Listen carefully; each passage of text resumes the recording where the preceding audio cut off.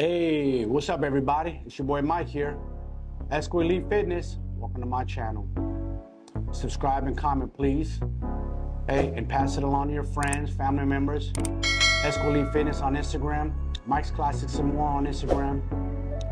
Anyways, I'm on here to talk to you guys about addictions and vices because it's something that needs to be talked about, something that I'm bumping heads with a lot of people. Let's start with alcohol. That's like everybody's vice. Alcohol. Now, what do you guys consider an addiction? Because I'll tell you what I consider an addiction. Let's start with alcohol. Mr. and Mrs., I need my glass of wine every night to relax.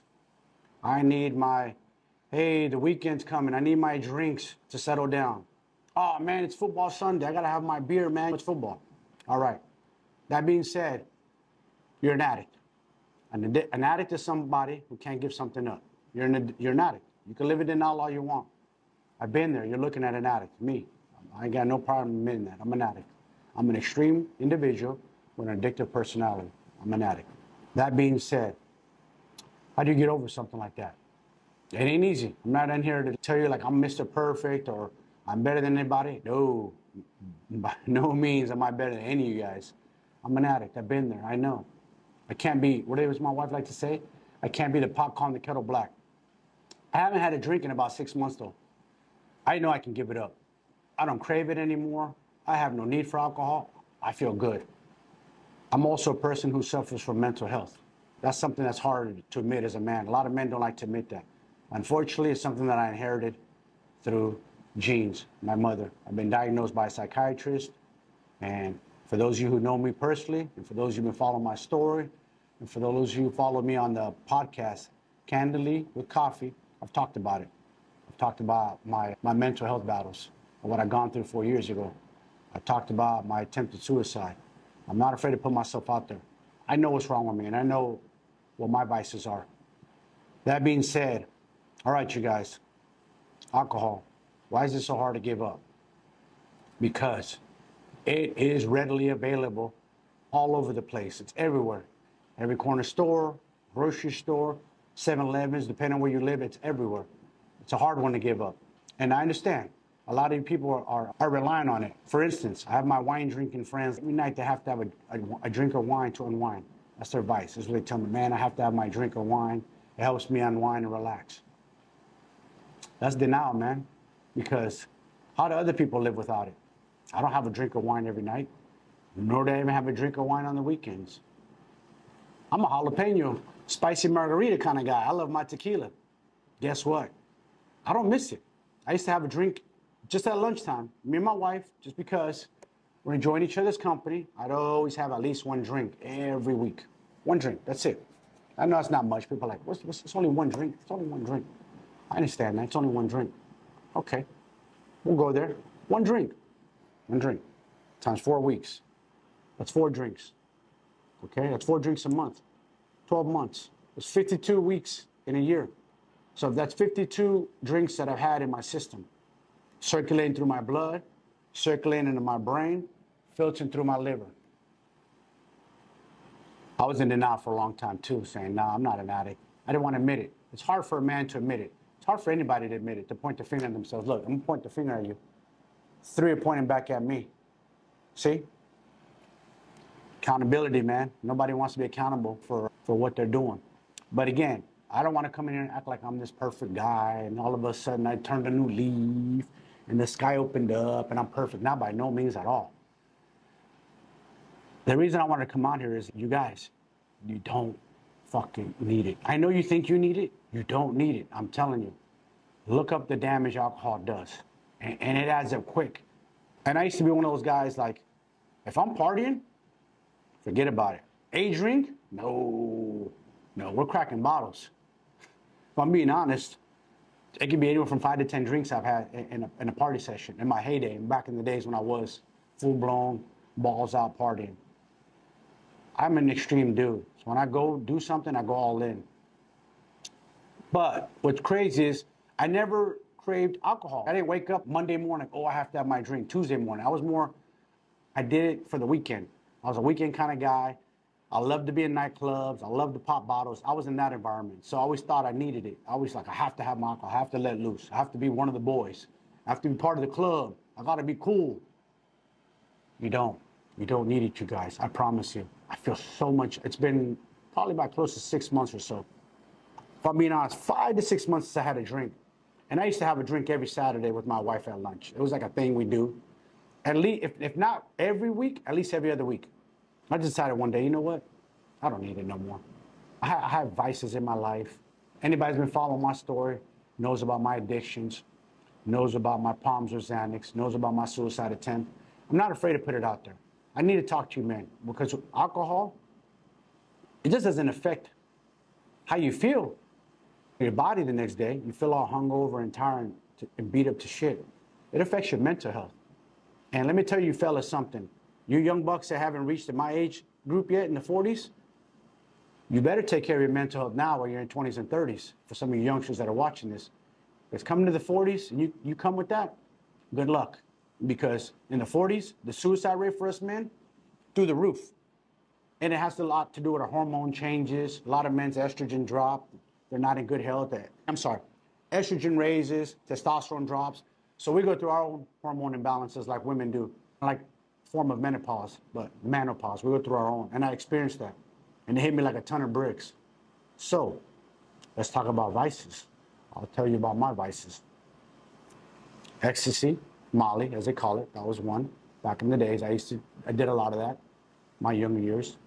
Thank goodness I haven't touched that in probably 10 years. My other vice, my biggest vice, the hardest one that I've had to give up, believe it or not. And a lot of people are like, how? It's not addictive. It's weed. It is addictive.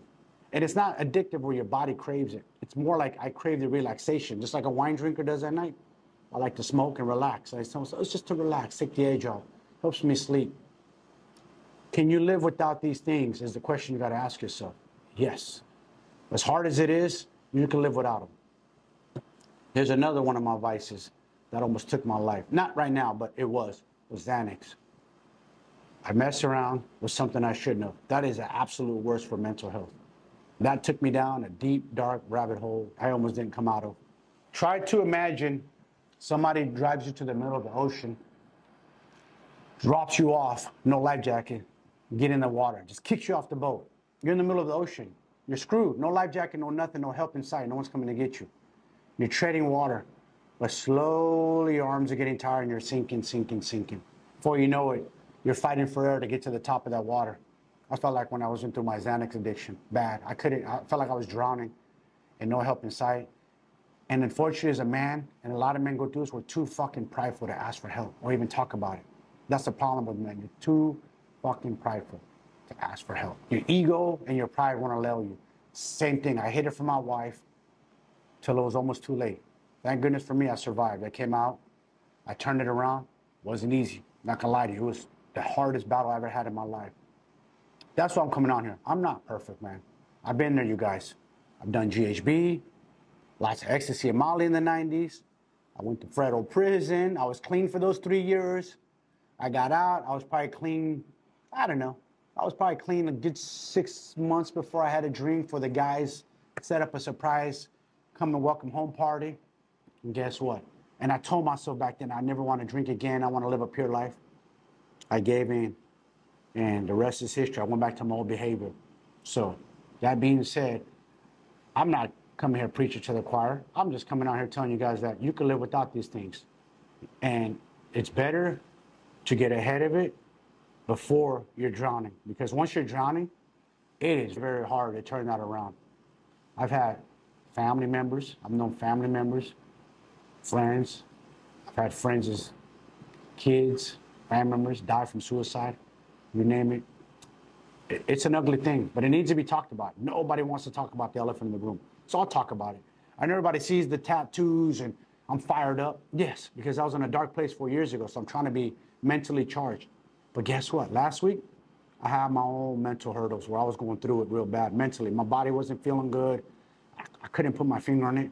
But guess what? One thing I wasn't doing was drinking. And that's the thing, is a lot of people don't feel good. They're not feeling their best. And you know what they do? The first thing they run out and do, they go out and grab a drink. You guys, that's the worst thing you could do. Imagine having a big ass fire, your house is on fire, and you're pouring gasoline. That's all you're doing with alcohol. Alcohol is horrible for the mental health. It's bad for gut health, mental health, destroys your liver, destroys brain cells. It does so much damage. And again, I'm not here preaching to the choir. I'm just here telling you guys there's better ways. You can get around it. You can get over it. Trust me. I'm having issues with friends that I'm trying to help out. Tell them you don't need it. Again, I'm not trying to preach to the choir. You don't need it. I'm just trying to help you guys out. Let understand that how dangerous this stuff is. And the older we get, 40s, we don't need to be doing that shit. I've been partying since a teenager, man. I was telling my wife earlier. I started drinking as a teenager, 40 ounces. I'm cool. Let's get a 40 ounce. Old English. Hey, homies. Okay. Then what? 18 comes around. 18 and up clubs. Then you find somebody who can buy you alcohol so you can drink at the club. Cool, 21 and up. Now I'm going to the clubs. I could drink freely. I'm of legal age. Not that I needed to be 21 anyways. I was drinking way before then. Sneaking in clubs, whatnot, knowing people because I was in the industry. That being said, there's better ways, you guys. Look, I got my cup of coffee. I always tell my friends, water, coffee, juice, Diet Cokes. There's other ways. There's other liquids you could drink. You don't need alcohol. You're just telling yourself that, and you're trying to justify it in your head because, yes, alcohol is legal, but it's a fucking drug. It's a mind-altering drug. I know it's liquid, and people don't look at it like pills. They don't look at it like cocaine because, again, it's legal. Once you're 21 and up, you can buy it anywhere. You can drink your wine, and you're not bothering nobody in the comfort of your home. But guess what? You're only destroying yourself. You're only damaging yourself. You think like you can have a drink or two and then, oh, yeah, I'm functioning the next day. Pay attention to how you really feel. Are you tired? Are you really giving it your all at work? Are you really giving it all in your business venture you're trying to start? Are you really giving it your 100% effort in the gym? No, you're lying to yourself. I know. I've been there. I've been that guy. Trust me. I'm not here just preaching to you guys. I've been there. I know. I'll be 49 in January. I've done a lot of shit in my life. I have partied in places people dream about. I've partied next to celebrities. I've had bottle service tables, Miami, Los Angeles, New York, Vegas for many years. I had an apartment out in Vegas for 2.5 years. So you guys, I know all about it. Trust me. And you'll see the pictures that I post up. I'll post some clips for you guys so you'll see. It'll be posted in the video. Some of my old ways. You'll see some how I used to party. I post some cool stuff up. But is it cool? Because all I did, all I really was doing was damaging myself. Not only did it costing myself a lot of money partying like that, just throwing money away, horrible investment, but just damaging myself. I'm very fortunate to be alive, to be honest with you. I have mental health issues that I suffer from, something that nobody wants, no man wants. Nobody wants these issues. Unfortunately, I inherited them genetically. I was diagnosed by a psychiatrist, mental health disorder, possibly bipolar. I love my mother, but that's where I got it from. I did a digging on my family history, and it all goes back to my mother. Everything I'm suffering from now, she suffered from. And I wish I could have understood this more back then and been a better son to my mother, understood her issues and what she was going through, but they didn't really the doctors weren't really good back then with all this like they are now. I'm just coming on here, not trying to preach to the choir, but coming on here talking to you about addictions and vices. My vices have been marijuana, ecstasy, Molly. I did GHB at one point in time in the 90s, in my younger years, my 20s, a little bit of my 30s. That's about it as far as my drug use goes, alcohol. But alcohol is always the one that, like, for me, it's a very dangerous drug. Once I go past a certain level, I cross it to the other side where I'm almost not me, like I'm not coherent, I turn into an ugly person. Sometimes I don't even remember how ugly that person is until I hear about it the next day. And that's embarrassing, you guys. I'm blacked out. I've had huge blowouts with my wife for no reason, to the point where one time breaking up was on the table. It was that bad. It wasn't her fault, it was my fault. It was Halloween in the city. We had table service, infusion lounge, and I was feeling myself, and I was drinking. We stopped partying at that club, went to another after-hour club, more drinking. And there was an after-hour event that I wanted to go to with some friends. She was ready to call her night, which was smart, go back home. But nope, my crazy ass wanted to keep drinking and partying, chasing that whatever fucking high I was chasing until I got blacked out drunk. So looking back at it, it's, man, I'm lucky I'm even here. I'm blessed. So all I'm saying is, you guys, find other vices. Find something that's better for you. And I don't mean vices that are bad. For me, my new vices are working out, getting up. Let's not call them vice. My new habits, good habits, is getting up early in the morning. I start my day 4 a.m., cold showers every day. And the reason for me, there's a lot of medical benefits to it. Look it up. It's too many to list on here. Go Andrew Huberman, Dr. Andrew Huberman, cold showers. You can go Google him. There's other studies on it. For me, it's the challenge. It's hard. And I look at it like that first minute sucks in the cold showers. I'm washing away my demons. I'm washing away any vices that I have. That's how I look at it. It's helping me become a better man because it's hard. It's a hard thing to do first thing in the morning, jump in cold water. A lot of people say they can do it. They'll try it one time and then won't go back to it. And the reason they won't go back to it because they remember how hard it is. Their body, your brain has fight or flight. And my brain has that too. Every morning it knows right before we get in that shower, oh shit, here we go. What's this cold water gonna be like? But again, for me, it helps me wash away my demons. It helps me get on a positive start to my day. I like watching the sunrise, things like that, make my mind happy. So that being said, so people who suffer from mental health definitely shouldn't be drinking. I'm one of them. My biggest vice for me, I'll be honest, I have all of them.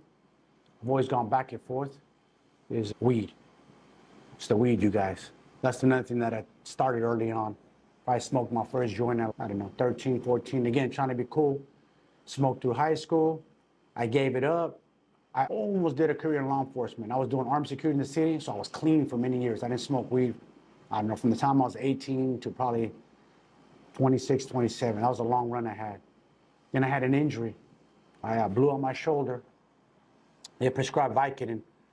Lucky for me, Vicodin, I didn't get addicted. I enjoyed it. I remember the high of it. I was like, ooh, this feels good. But it wasn't my vice. I wasn't addicted to it. But what that did, though, it opened up the doorway again. It opened up the pathway. That led to smoking weed again, let my guard down. From smoking weed, I met some guys, started partying, I experimented with ecstasy. I fell in love with it to the point where not only was I using ecstasy, I sold a little bit of it too to fund my habit. The whole party scene back in the 90s. Any of you guys know it's from the 90s, you know that whole rave San Francisco scene? That was my era. I don't want to go too off the deep end, but I really just want to come talk to you guys about your addictions and vices and being in denial and being upfront with yourself, being honest with yourself. So ask yourself, are you an addict? And how do you know you're an addict? If you can't give something up, you're an addict. Listen, I'm right here, look, Starbucks coffee, 100% legal caffeine. I'm addicted to caffeine. Some people say it's bad for you. Some people say it's good. I like the benefits of the caffeine. Helps wake me up, helps push me through my workouts. But again, this is one of my vices. It's legal. Marijuana, a huge vice of mine, legal. That's been a battle giving that up. But I'm pushing through, I'm fighting, giving it up. Alcohol, about 5, 6 months sober, haven't had a drink at all. I'm not even missing it no more. I ask myself, do I really need it? Do I really need it? Is it really gonna progress me forward for my goals? Is it gonna benefit me? No. There's your answer. You gotta ask yourself that. Is it going to benefit you? No. It's gonna hold you back, set you back. Because again, a lot of you guys say, oh, I have to have my drink every night. I have to have my wine. I have to have a glass. You guys are liars, man. Most of you do not have a glass or a drink. A glass, a drink turns into 1, 2, 3. Next thing you know, you're fucking slosh, hungover. Guess what? Now if you have discipline or have any, now you're not skipping the gym the next day. Now, because you're hungover, you're not going to be on your top of your diet or watching what you eat or your macros. Now you're going to be at work feeling like shit, not productive. Let's just say you own your own business. How are you going to run your business the next day when you're hungover, not sharp? What if you have a business meeting? You have to think about a lot of things, man. And another thing I want to say to you guys is, for you parents out there, you mothers and fathers, you really want to send that message to your kids?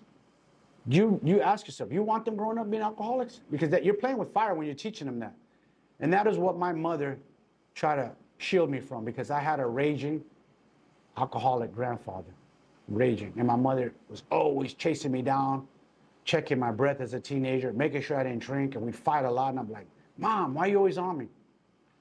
Mother's love, man. That was her mother's love. She was protecting her cub. She didn't want me to end up like my grandfather because she knows the gene exists on her side. She didn't drink at all. That was a smart lady. Thankfully, because she didn't drink, she didn't want to show us kids that's okay to do. She was the complete opposite. But of course, me being growing up in San Francisco, it's different. Going to high school, you're trying to be cool. You're trying to fit in. I wouldn't say I'm a follower, but I was a follower because I could have said no. I said, no, I don't need it. But I try to be a cool guy, fit in with my friends, find my identity. But you play with fire when you do that. Because do you really need it? Do you really want to set that example for your kids? Don't you want to crush your life's goals? Don't you want to set good examples for your family members? Especially your true children, you parents.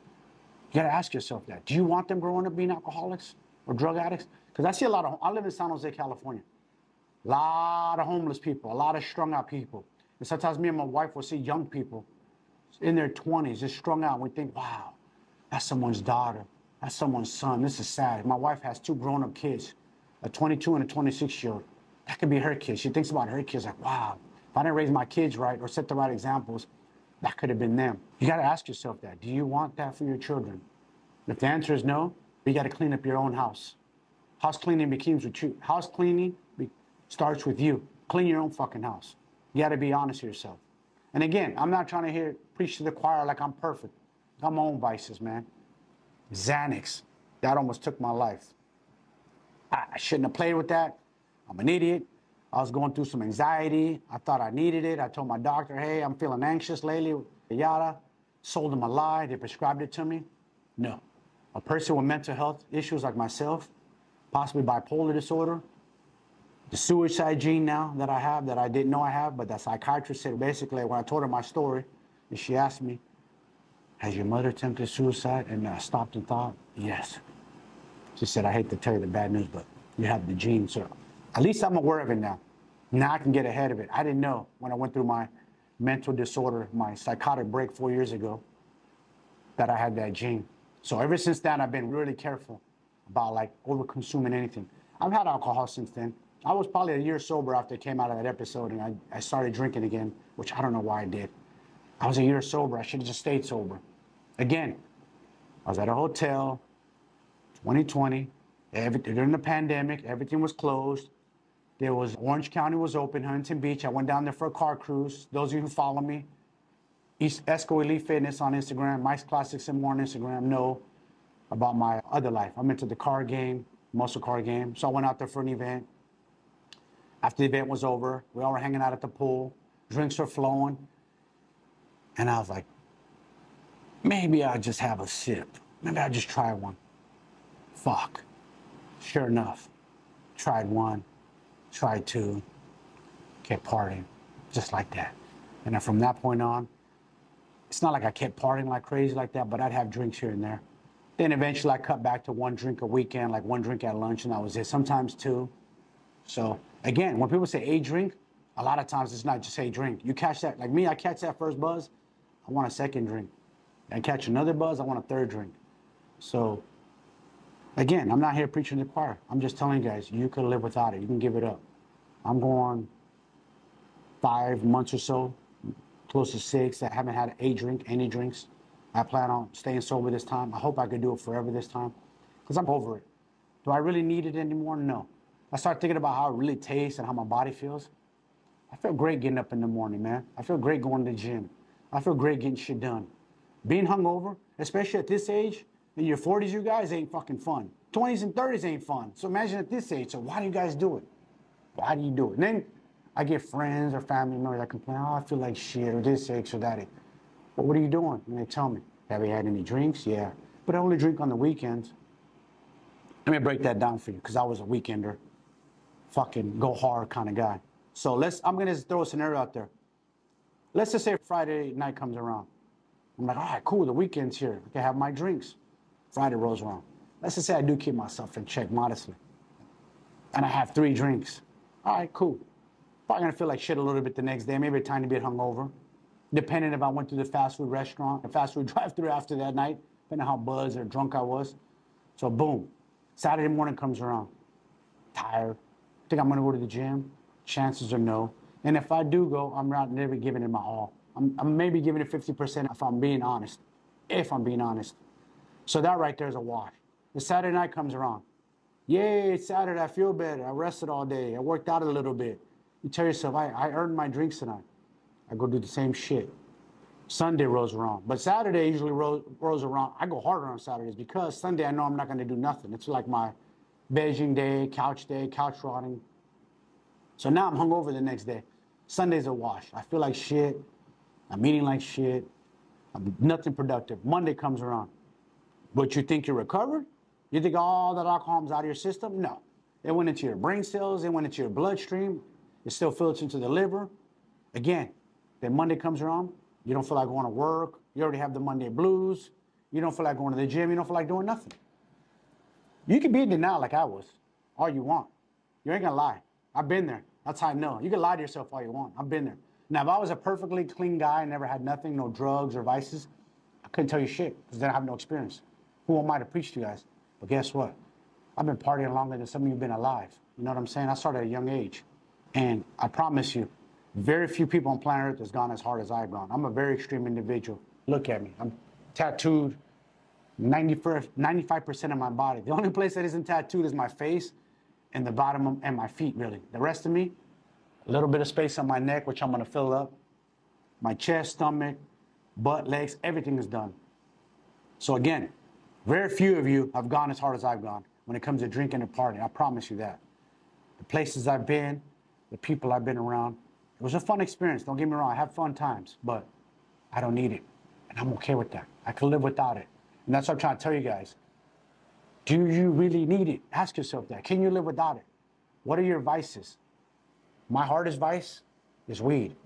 It's legal. I'm in California. It's everywhere. I could go any cannabis club with my ID, buy it for free. I mean, purchase it. I don't need a medical card. It's not free. My bad. Again, I justified in my head like, yeah, it makes me a better person. It chills me out. I'm very intense. Somebody with mental health issues like myself, is weed really good for you? Is marijuana really good for you? The industry tells you, yes, it is. It has medical benefits. Does it really though? Does it really though? Does it really have medical benefits? I don't know. Maybe it does. Maybe for some people it does. Did it make me happy? Sure. But can I be happy without it? Yes. Because guess what really makes me happy? Crushing a fucking workout at the gym. That makes my mind happy. That makes me happier than anything. Sweating, getting it, that grit. That's what makes me happy. Walking out every day, getting that vitamin D, that makes me happy. So for a long time, I told myself, you're fine, Mike. You could function. You could smoke weed and function all day long. I'd wake and bake, man. I'd go work out. I still was active. I still crushed workout, 2 a days, everything. But if I'm being honest, it has affected my mental health. It affects my moods for sure. Because you go through withdrawals. And then again, when I'm feeling down or feeling, smoke. I feel good again. Yes, I'm relaxed. Just talking to you right now about it, I want to go smoke, if I'm being honest. But I can live without it. I can live without it. Just like I can live without certain foods that isn't good for my body, what I'm training for, I can live without alcohol. It's the same thing. So you guys, I'm out here to talk to you about your vices and addictions. You need to really look at yourself and be honest. Are you an addict? Or what is an addict? Can you give something up? If the answer is no, you're an addict. Sorry, you can be denial all you want, but I only do one drink a night to relax me. You're an addict, man. You can't give it up. You're an addict. If you can give it up, then you're an addict. You're not an addict. Give it up. If I can give it up, you can give it up. Is it easy? No. But ask yourself this, for you parents out there, do you really want to set those examples for your children? You want them to grow up to be like that? You want them to be alcoholics or drug addicts? Because guess what? That's what you're teaching them. And they're going to go down that road. You can be denial all you want. Oh, it'll never happen to my kid. Oh, yeah? How about you go ask all those homeless kids out there that I see every day? I live in San Jose, California. I see it all day long. Girls, gals, strung out. You could tell. I don't know what kind of drugs or alcohol, what they're on. Strung out. Bad. I feel sorry for them. Because my daughter, my wife has a daughter, 22-year-old and a 26-year-old son. That could be her kids. And she says that, like, when she sees those young people out there that are homeless, struggling with addiction, she said, man, that could be my kids. But guess what? It all starts with you guys in the home. Parenting. Habits. If you got those bad habits, give them up. Your kids are watching. I don't care what you think. You think they're stupid. They're watching. Kids are smart. They're watching. They're mimicking your behavior. And guess what else starts in the home? This is something that I read when I went through my NASM recently. I don't want to get off topic too much. But I recently, a while back, I got recertified as a NASM trainer. And one thing they said is it all starts in the home. Kids mimic the behavior of their parents. It's a fact. It's not fiction. It's a fact. So what? Guess what? They see the parents working out, eating healthy, living that lifestyle. The kids will be like, wow, I want to be like my parents. I see that. You inspire your kids. But guess what? You also inspire them to drink too. Because if they see you doing it, they're going to think it's okay for me to do it. They become teenagers. They start drinking with their friends. They want to be cool. They want to fit in because that's where it starts. You're trying to find your identity as a young person. And you want to fit in. And by fitting in, you start doing dumb shit like that. Like I did. You start drinking thinking you're fucking cool with your fucking 40 ounce. Hey, look at me. I'm fucking cool with the homies. And this is what my mother was trying to protect me from. Because I had a raging alcoholic grandfather. She didn't drink at all. And she knew that she couldn't drink. And she knew that she didn't want her kids to drink. She didn't want us kids to become like her father, which she detested. That's a story for in itself for another day. But yeah, she grew up with a violent father, an alcoholic.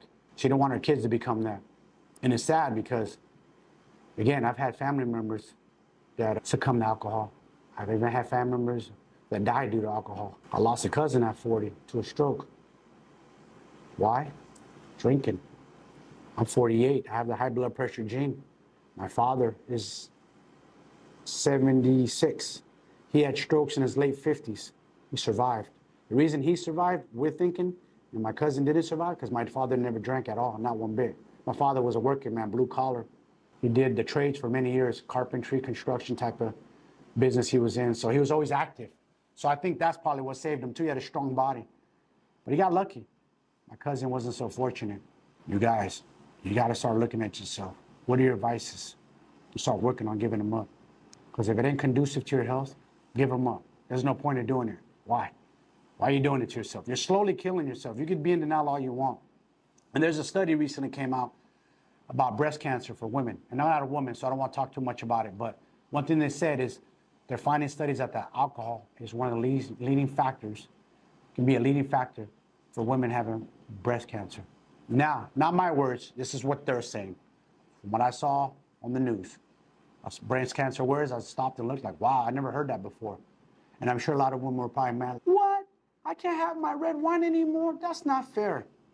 Hey, you want to fuck around and find out till it's too late, go ahead. That's the thing called fuck around and find out. So that's what's going to happen to you guys. Again, I've lost friends already. There's friends that are my age that are gone. They should be here. Family members that should be here. But they couldn't give up their vices. I almost lost my life to Xanax. That was one of my hardest addictions I've ever gone through in my entire life. Coming out of that was so hard to the point where I didn't want to live anymore. And those of you who've been following me and follow my story know a little bit over 4 years ago, I attempted suicide. The Xanax got a hold of my brain. And I was lost, man. I was drowning. I was done. I had no happiness, no nothing. I felt like I was going to pull my wife down and everybody else down with me. So I thought it was a smart idea to take myself out. Luckily for me, I'm still here. And the reason I'm still here, this is my belief, I could be wrong, is I've always worked out. I've always had a pretty strong body. Even at that time, I was doing keto. I was strong physically. I was in good shape. I wasn't overweight. And I feel like my body kept me alive till someone found me. When my mind broke, my body kept me alive. So what I do now, when I train, or before anything I do hard, is for the mind. The body's a bonus. People look at the body and think, I'm training for physical fitness. Yes, I do that for physical fitness. The body, yes, it's happy. But no, it's not really the body happy. It's the fucking mind that's happy. Because whatever you tell the mind to do, the body will follow. That's what people don't understand. The mind, that's your weapon, you guys. So conquer that, man. Strong mind, strong body. That's my new fucking attitude. Strong mind, strong body. So the first thing I do every day is I give thanks. I'm up at 4 a.m. I love to be up before the world. It's a challenge. It's not easy. Some days I'm super tired, but I just pop out of bed. Another thing I do, my cold showers every day. I wash away my demons, any negative thoughts. Because when you're under that cold water, that first minute, it ain't fun. And every day I have to conquer those demons. Every day it ain't fun. Every day I'm second guessing myself like, oh, here we go. Or maybe not today. And I tell myself, Homie, you got to get in there. You got to conquer those demons, conquer that inner bitch. So I use that, working out every day, walking outside, getting my vitamin D. Again, I don't want to sound like I'm this perfect guy. Not by no means. I've done so much goddamn drugs and alcohol in my life for a lifetime, for 10 lives. So if I could turn it around and give it up, so can you guys. Don't wait till it's too late, you guys, please. And I hope some of my friends see this. They're probably not going to like this message, but guess what? I don't give two shits, because if I can save somebody and help them out, and I hope this message reaches them, that's what I'm here for. So tell you guys, you can give it up. You can turn it around. It's not too late. Trust me. I know it's hard. Believe me. I love me a spicy jalapeno margarita on the weekends, man, at lunchtime with my wife. Sometimes I'm like, I miss it. But I don't miss the how I feel. And I know it's not conducive to my mental health. So why am I going to do that to myself? And a lot of times, a lot of people suffer mental health and they're still doing things they shouldn't be doing. Don't play with fire, because you're going to get burned. I promise you that. You're not going to win. You're not going to come out a win on the other side. The drugs and alcohol will win. It'll take you down. You won't win. I promise you. It's very hard to beat that unless you give it up. That's the only way. Can't mess around with it. And the older you get, the worse it is. People who are partying in my age group, still doing drugs and drinking at this age, chasing whatever high, they're not going to live a long life. I hate to say it. And don't take my word for it. Studies show, like they say, studies show. Go look at the studies. Go do your own homework. You're not going to be around for long. Like I said, I've lost a lot of family. Not a lot of family, but I lost some family. I lost a lot of friends. Lots of friends of drugs and alcohol. Lost friends of friends to suicide. All that. So it's a real thing. And it's hard to talk about it. Men don't want to talk about that. Men are in denial. They want to be macho. No, not me. I'm tough. It can't happen to me. I don't have any mental health issues. Okay. Good for you. Keep believing that, homie, because you don't play with fire. And eventually that fire is going to get you, like it got me. And look, a lot of people look at me. Even my family was in denial. They couldn't believe what happened with me 4 years ago. They were like, no way. Mike, him? He tried to take his life? Yes. Yes. I was down bad, you guys. Xanax took a hold of my brain and took me down bad. I don't know what to tell you. It's my kryptonite. And I know this. There's something that I can never touch ever again. If I touch that pill again, I might not be here. So guess what? I'm not touching that pill. I'm not playing with fire. One of my vices that's been hard to give up is weed. Why? It's legal. I always justified it. It's legal. It's everywhere. Everybody smokes. Why not? It's chill. It makes me a better person. That's a fucking lie. That's a lie. That's just trying to justify something, man. I'm not telling you guys not to smoke weed. Do what you want. You know what I'm saying? I'm just saying, can you live without something? If the answer is yes, you're good. Do you need it in your life? No. Can you give it up? If you can't give it up, the answer is no, you're an addict.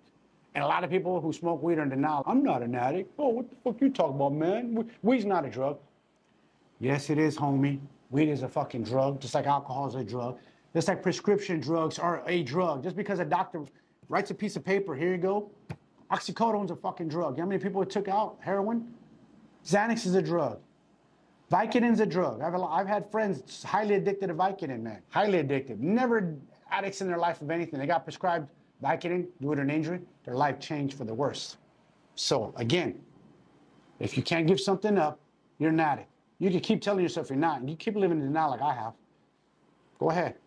But it's going to catch up to you. I promise you that. You won't win. You won't win this fight. The war on drugs, the drugs and alcohol wins every time. And guess what? You know how many times I've been lucky? You know how many times I've been lucky when I was way younger? Gotten behind the wheel of a car, drinking and driving? Yeah. So you guys, please start looking at yourself and be realistic. Can you give it up? If the answer is no, you're an addict. So that's basically what I came on here to talk to you guys about, man. Just turn it around, because mental health is a real thing, and a lot of men don't want to talk about it. In the fitness industry, or even online, forget about it. They won't even bring it up. No, they don't want to look like they're weak. Don't get it twisted. I had a weak moment, and my mind broke, for sure. By no means am I a weak fucking individual. And I always tell people that. If you think I'm weak, come train with me and find out. You'll see how weak I am. Not at all. But that being said, if this is weak, then the rest is weak. Doesn't matter how physically fit or how strong you look. Didn't matter. 4 years ago, I looked the part. But this broke. Why? I introduced something, playing around with fire, and it took me down. And I thought I was stronger and I could handle it. I found out, nope, I always thought, I've done ecstasy and Molly. I've done Vicodin when I went through my surgeries and handled it just fine, didn't addict. But guess what? Xanax was a different monster. And a lot of people warn me, hey, don't fuck around with that Xanax shit. That's just dangerous. And I used to tell people, hey, be careful with Xanax. I hear friends doing bars and drinking and popping. Bro, don't play with that stuff, dude. People commit suicide and it takes people down. As a matter of fact, I'm going to tell you a quick story before I go. So I don't want to put the dude on blast. I have some friends that belong to a really important family here in San Jose. Big business here in San Jose. They have big shoe business. Very famous family. They had a cousin who was in the real estate business. Very successful dude. Super successful. He went through something personal. Something happened. Long story short, he did what I did. Started medicating himself with Xanax. This guy was successfully rich. The story I'm told, he had millions in his bank account. Successful realtor. He's no longer with us. All the stuff that he went through, everything he was telling his family, hearing voices, hearing crazy shit, paranoia, delusional. I had all that. That person had the same thing. He's no longer here with us. He successfully committed suicide. And it's sad. The guy had it all. You know what I'm saying? It's just like that, man, gone. And it's sad. And I don't want to get on here and have you feel sorry for me. I'm not asking for sympathy or woe me. I'm just letting you know from my experience to you guys, clean that shit up before it's too late, man, because you might not get a second chance. I got a second chance. Part of my second chance is I feel like I need to tell my story. And it's hard to talk about. I've always, yes, I've worried about people judge me, but you know what? I don't give a shit no more. I'm older and the story needs to be told. If I could save a life, help you turn your life around, help you give up your vices just by watching this video, then I did something good. And that's why I feel like I'm here, to tell my story, help you guys out if I can, in any way, shape, or form. And again, just tell my story. And I'm going to keep telling my story. I'm not going to stay quiet about it. And I'm going to have others tell their story. So stay tuned. I'm going to interview others. We're going to talk about it because the more and more I talk about it, the more and more people reach out to me and it's, wow, that's crazy, man. I'm glad you spoke on it. I went through it too. More men are opening up. But in order for more men to open up, I have to tell my story. And you guys got to tell your story. Don't hold back. If you're going through anything deep or dark or have gone through, share it, man. People need to hear that. Life's fucking crazy. This brain of ours is crazy. It gets away from you. It's like a runaway train. It can get away from you quick. And again, last week, it almost got away from me. It was just, I don't know what was going on with me. I think I was having a chemical imbalance in my brain. I was telling my wife last week, I felt like a volcano was inside me. I wanted to erupt. I couldn't put my finger on it. Why? Could be because I was overtraining, pushing myself too hard. Not the best sleep. I don't know. I don't know what was happening with me. But I'm glad that I'm better this week. I'm back. If those of you who follow me, Esco Elite Fitness on Instagram, Mike's Classics and More, I posted a video that I'm happy. I was in the gym like I'm back, baby. My mind is happy. It's not even the physicals. My mind is happy, man. When my mind's happy, the body's happy. The rest of me is happy. That being said, you guys, make sure you like, comment, subscribe. And please share this video if you can. Talk to your family members about it, man. Let them know. Don't be afraid. If any of you guys are going through it, man, share your story. I like to hear about your stories, man. I'm here for it, man. No judgment on my part. And I don't give a shit if someone judges me. I'm just here to tell the truth. This message, it needs to be said. That being said, you guys, this is the end of the video. And I hope this is useful. Like I said, I'm going to keep talking about it. I'm not going to shut up. I'm going to keep talking about it. And I don't care who has a problem with it. I don't care if it bothers anybody or, oh, he's a weak dude, mental health. I'll put myself out there. I don't care. But trust, by no means am I a weak dude. Just because the brain broke. It's like having a knee sprain or an ankle sprain. It breaks, right? You put in a cast. Guess what? The brain breaks. Sometimes it breaks. It needs readjustment, realignment. Well, by living a clean, sober life, you're realigning yourself. You're realigning everything. But if you're not clean and sober, you're like this. You're not aligned. Sorry. You can tell yourself all you want. You're not aligned all the way, but you want to align. You want everything clicking. You want your health. You want your mental health. You want your physical health. You want your nutrition to be on point. You want your sleep to be on point. You want all that clicking, your vitamin D. It all goes together. So, all right, you guys. Make sure you tune in for the next video. And it's your boy Mike. And thank you for watching. And please, again, don't be shy. Leave a comment. If there's anything you want me to talk about, man, I'll talk about it. I'm not afraid to put myself out there, man. We could talk about it. Maybe one day I'll go live and then we can all talk about it. But please share this, comment, subscribe, and your boy is out. I'll see you soon, and thank you for tuning into my channel. And my same message, you guys, Let's go.